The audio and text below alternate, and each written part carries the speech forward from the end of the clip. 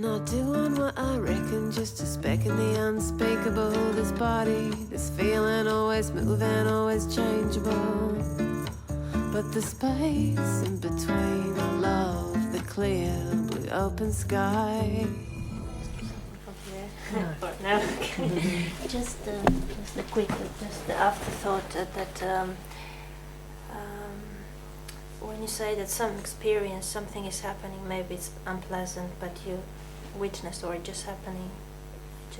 But then, if you suspend judgment, or if there's not you, but there's no judgment, there's no thought, how do you know if one experience is better than the other? It's just an experience, no?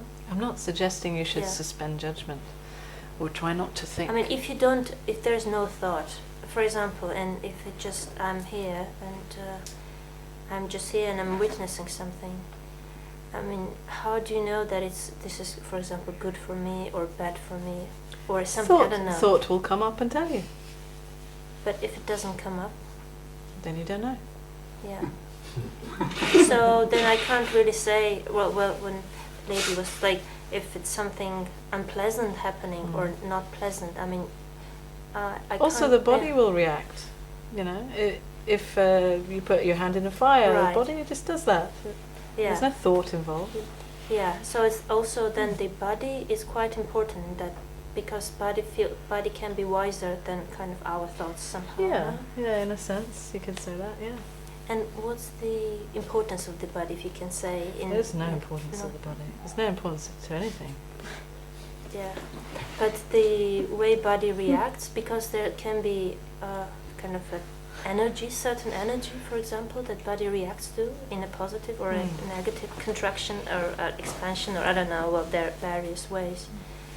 But so but you don't really use kind of, if you are not, you don't judge whether it's good or not, then just that. I'm not saying don't judge. Yeah. What do you do then? You just I'm not witness. saying don't judge. Okay. I'm not saying witness either. No. Don't bother witnessing. Yeah. It's already witnessed. Yeah. Please don't bother witnessing. It's far too much effort, really. But if you are just if you're just there, like, okay. I mean, it's hard to say in words, but you're there and you feel it, no? You sense it. Yeah.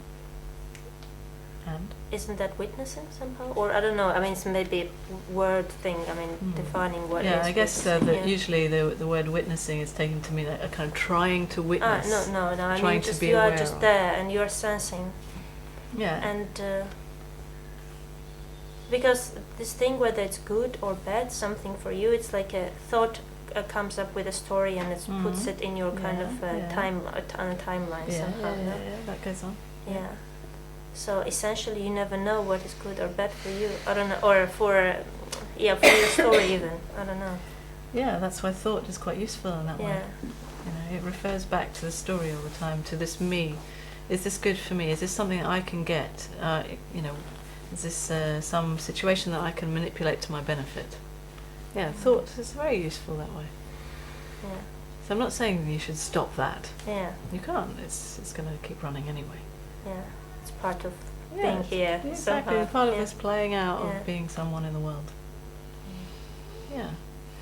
So, but what I am saying is that even though thought judges this and it's good or bad for me or right or wrong or whatever, beyond that, actually, even while thoughts chatting away, saying all of that, actually you don't know. But usually we trust thoughts so much that we just go with whatever thought says. You know? And there's nothing wrong with that. Yeah? But it means that also we kind of overlook the simplicity, the ordinariness, and the often the discomfort of actually of not knowing, of not knowing what to do, whether it's right or wrong, not knowing anything, and just feeling that. And actually the next thing just appears out of that. You know, without any trying, without any thinking is even necessary, although it may happen, of course. So just be comfortable with not knowing somehow. Or be uncomfortable with not yeah. knowing. Yeah. Yeah.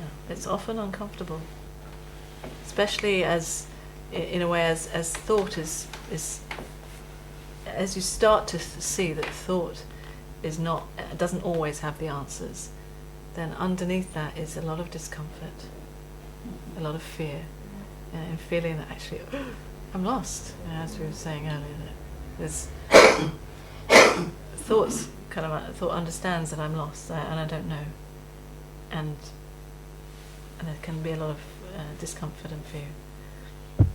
But actually, there's nothing to be afraid of, really. It's just thought imagines that it's frightening. So because threat is coming from not knowing, or that there are no guarantees, because Yeah, I often observe myself that I crave for guarantees, that there should be a Yeah. guarantee. And which is why you ask all three of these questions as well, to try and get some guarantees.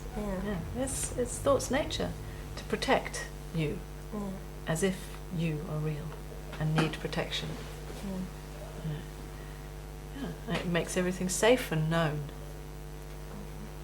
If it's known, then somehow it's safe.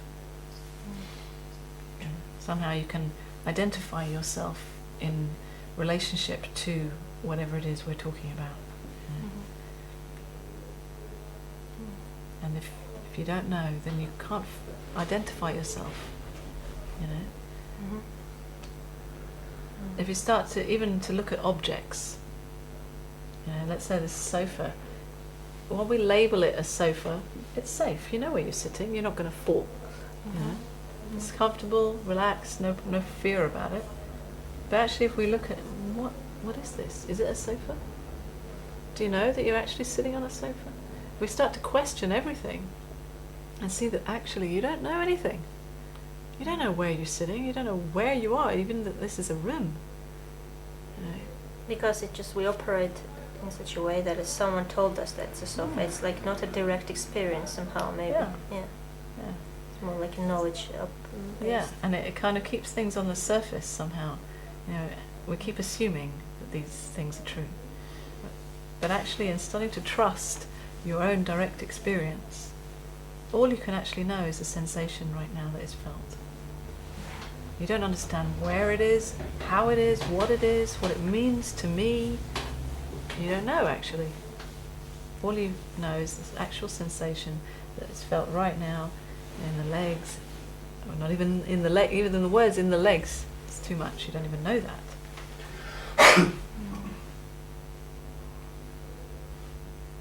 And all of this is happening in space, in nothing. None of this is, we assume walls and floor and person. None of it's actually the case at all. It all starts to fall apart. Once you start questioning thought and seeing that actually these thought labels don't actually refer to anything real, then everything starts to fall apart. All your beliefs, everything that you took to actually mean something safe and secure, your whole life starts to crumble in front of you.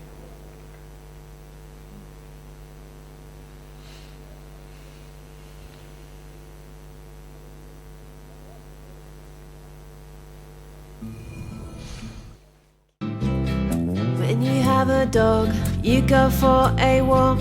When you have a child, you go to the beach. When you have a lover, you stay in bed. When you watch a movie, it gets in your head.